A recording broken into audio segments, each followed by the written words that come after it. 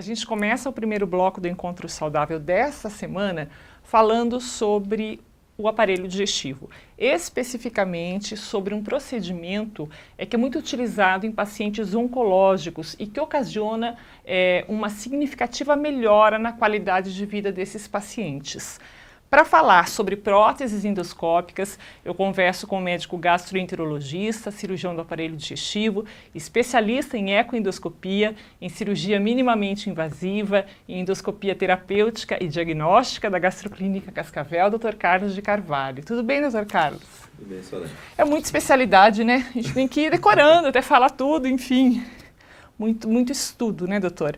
Vamos começar falando para as pessoas que estão em casa e que têm curiosidade para entender um pouquinho mais sobre as próteses endoscópicas, o que são e em quais situações elas podem ser indicadas.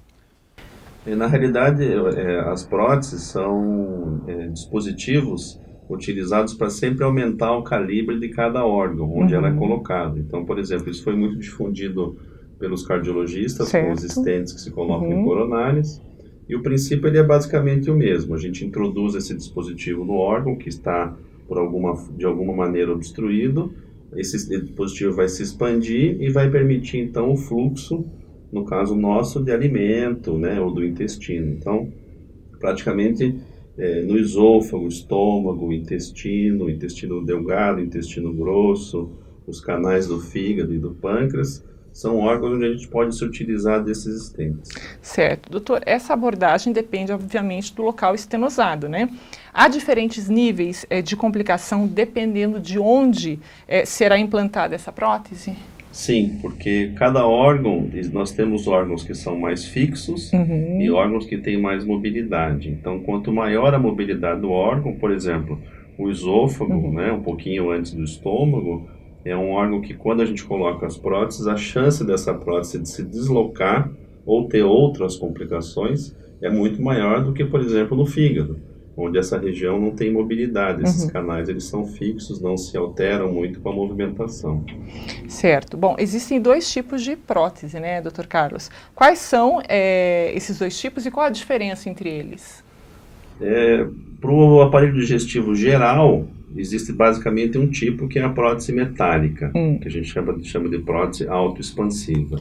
Para o fígado, especificamente para o pâncreas, além das metálicas, a gente pode usar as plásticas, que para cada doença, para cada situação, tem uma indicação entre uma e outra, e a gente sempre joga também com a questão de custo, né? As próteses metálicas são mais caras que as plásticas, mas em compensação duram mais tempo, a gente tem menos incômodo com elas. Mas para cada doença, basicamente, a gente escolhe o tipo de prótese. Certo. E essa prótese pode evitar que o paciente precise passar, por exemplo, por procedimentos cirúrgicos mais sérios, como uma ostomia? Pode. Por exemplo, nas obstruções do intestino, digamos um tumor, um câncer do intestino grosso, que causou obstrução do intestino, ou seja, o paciente começa a sofrer pela dificuldade que não consegue evacuar, começa a ficar distendido, que a gente chama de uma obstrução intestinal. O uso de uma prótese nesse momento, preparando o paciente para a cirurgia definitiva, evita, por exemplo, uma ostomia. Isso acontece com alguma frequência. Interessante isso, né? E ela pode ser utilizada, então, em pacientes oncológicos. É mais indicada para esse tipo de situação, doutor? Ela é muito usada em pacientes oncológicos. Hoje em dia, tem-se feito estudos em algumas doenças benignas, estenoses benignas, tanto do esôfago como dos canais do fígado, das vias biliares, através do uso dessas próteses. Um fator limitante para nós no Brasil é o custo dessas próteses, são todas importadas, então a gente às vezes tem muita dificuldade em utilizar por essa questão financeira. Mas em algumas indicações benignas também a gente pode usar.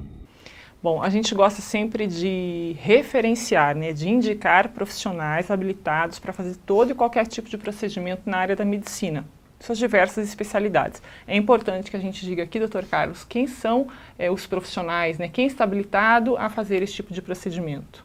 Normalmente isso é feito pelos endoscopistas, né? Então os colegas gastroenterologistas que têm formação em endoscopia terapêutica normalmente estão habilitados a usar essas próteses.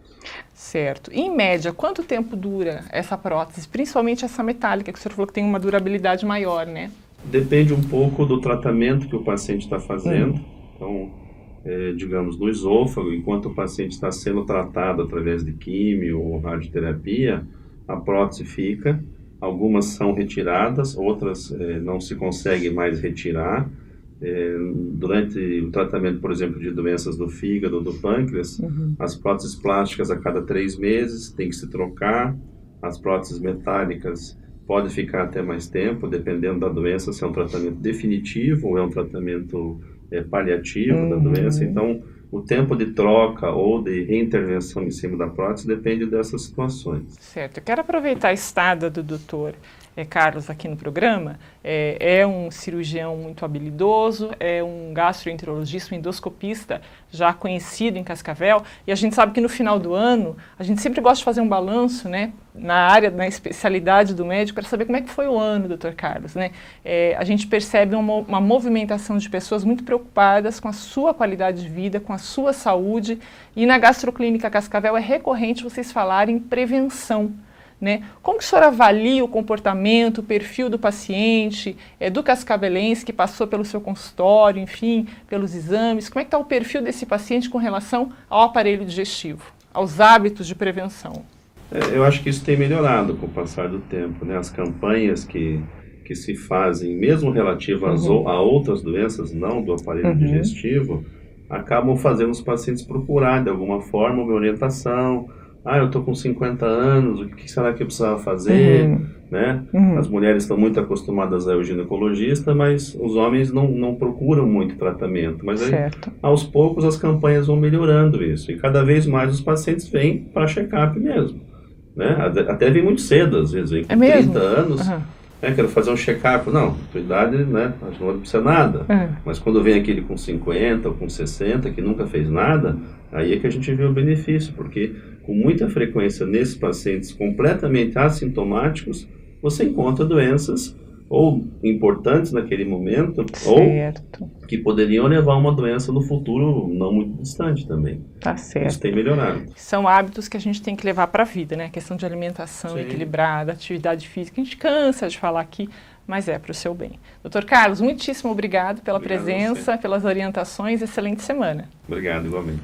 A gente vai para um rápido intervalo comercial, mas na volta tem dicas para você aqui no Encontro Saudável. Até já.